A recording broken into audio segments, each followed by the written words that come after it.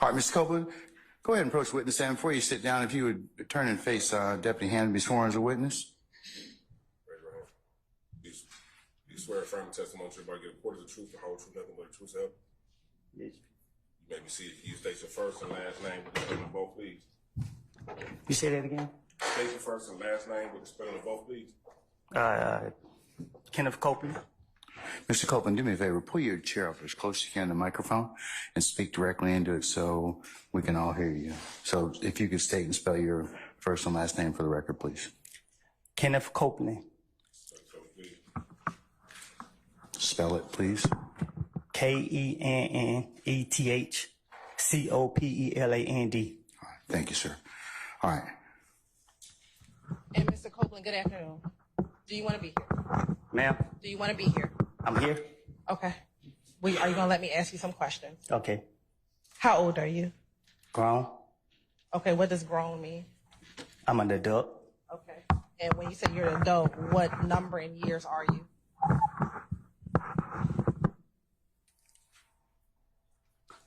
I plead the fifth. Ladies and gentlemen, can I get you to step outside to your headquarters of jury deliberation, please? From All right, for jury.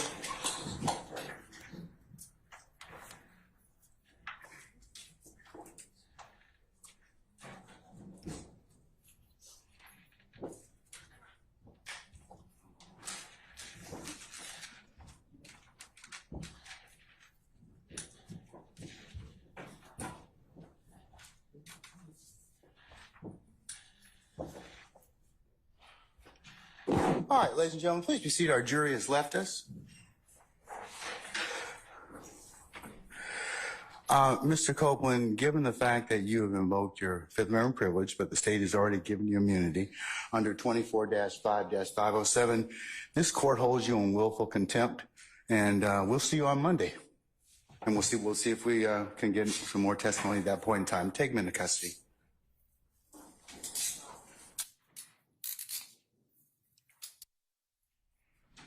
All right. State, do you have any other witnesses you plan on calling this afternoon? No, Your Honor. Okay. What I'm going to do is I'll call our jury and tell them that you're going to be in recess for the weekend, and we'll come back on Monday. And then, Your Honor, the jury is excused. Would you please entertain a motion for a mistrial? Mr. Steele, I'll entertain it right now. I didn't want to hold the jury, but that'll be fine.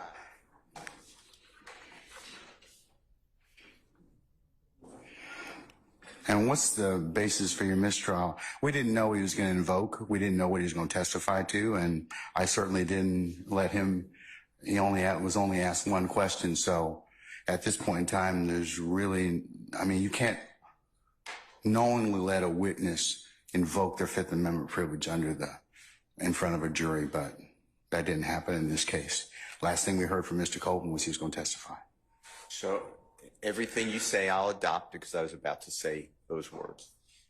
Based upon information belief, I'd like to call witnesses from the prosecution.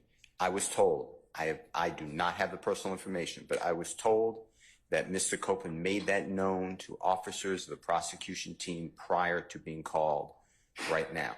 But it's what I was told. The last thing the court knew, and he has counsel. If a party knows that a witness is going to invoke the Fifth Amendment in front of a jury, which poisons us, there's no doubt it prejudices Mr. Williams et al., all of them, because this trial's been going on now, I believe, 8 months in front of a jury, and they've heard Mr. Copeland's name however many times a court reporter says. Casey, that's what we've heard. No, so the jurors have heard Kenneth Copeland.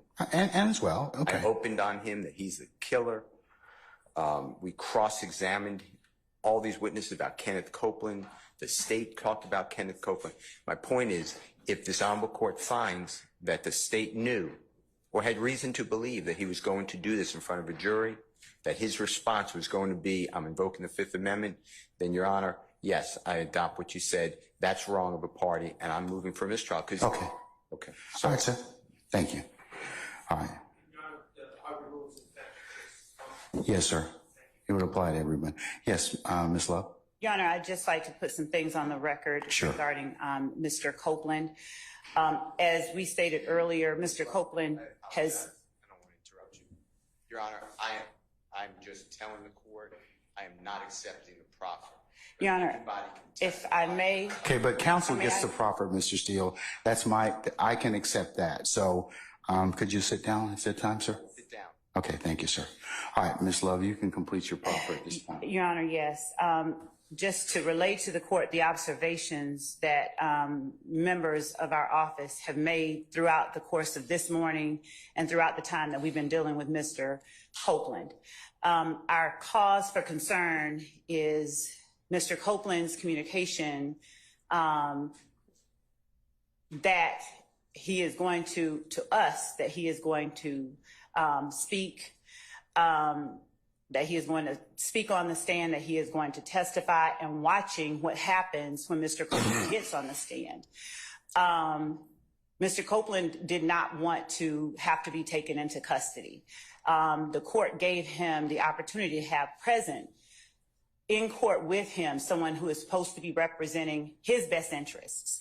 What we have seen is communication, both verbal and nonverbal, between Mr. Copeland's supposed counsel and counsel for defendants. And a look as if I tried from Mr. Copeland's supposed counsel in the direction of counsel for the defendants after Mr. Melnick attempted to assert for Mr. Copeland. May I finish? Let her finish, Mr. Melnick. Please sit down and I'll let you start. Okay? All right. Thank you, sir. While Mr. Copeland is on the stand stating that he wants to testify, that he will testify rather. So we are watching, and Mr. Melnick, I believe it may even be captured on film. The court can look at it. Mr. Melnick turns to the direction of counsel for the defendants and motions like, that's it. Then, upon information and belief, as we are standing out waiting for the jury to come in, Mr. Copeland requests to speak with counsel for the state, but Mr. Melnick keeps walking in. Then, as Does he at any point in time tell you? Does he at any point in time tell you I'm not going to testify? I'm invoke the Fifth Amendment. No.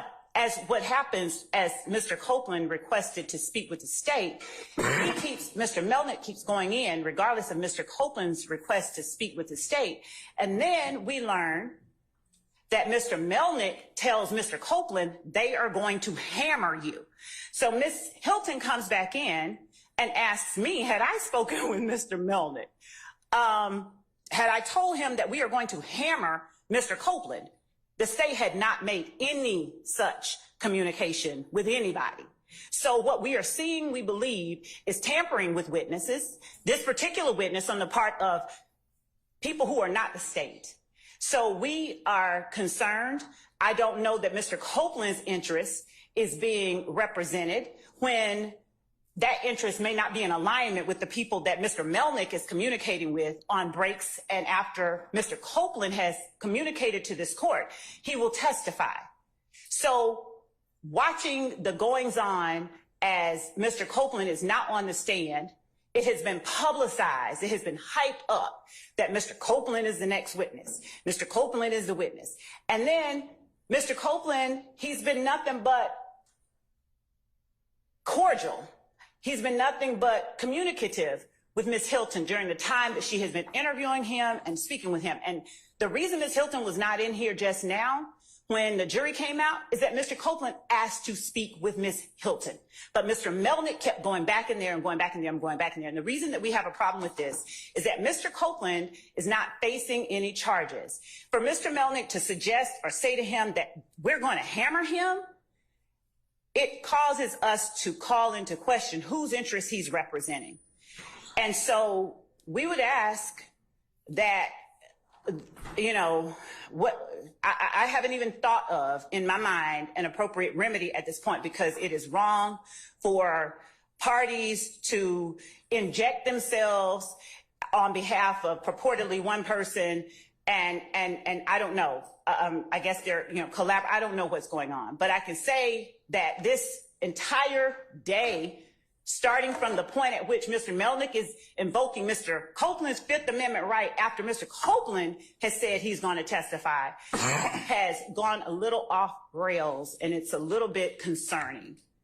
So, Your Honor, as to this motion for a mistrial, we would argue that it's caused by actions on the part of people other than the state, that Mr. Copeland got here and said what he did. So we will continue to speak with Mr. Copeland because Mr. Copeland doesn't have any charges that are open. If he asks to speak with us, which he has, we'll go and speak with him. And I'm not even certain what is going on behind me with respect to persons who are purporting to represent the best interests of Mr. Copeland. But it would appear to me that Mr. Copeland's best interest would be served by Mr. Copeland not being inside the Fulton County Jail. But that's just my opinion. So, Your Honor, I would ask that the court deny the motion for a mistrial at the very least. And if it goes any further, find that actions by people other than the state have led to us being where we are. Because Mr. Copeland was at the point right before lunch of agreeing to testify. That is the reason we were ready to get started right before lunch.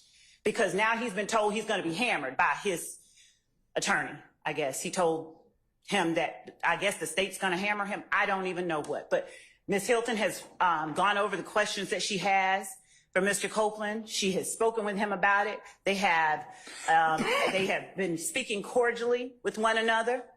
And this idea that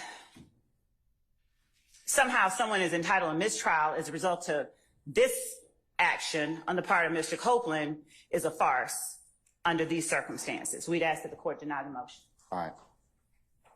I'm going to deny the motion for mistrial. Mr. Steele, at this point in time, I'll note that you've made it. And I'll let Mr. Melnick in just a second make whatever remarks he wants. Do you have anything else you want to say?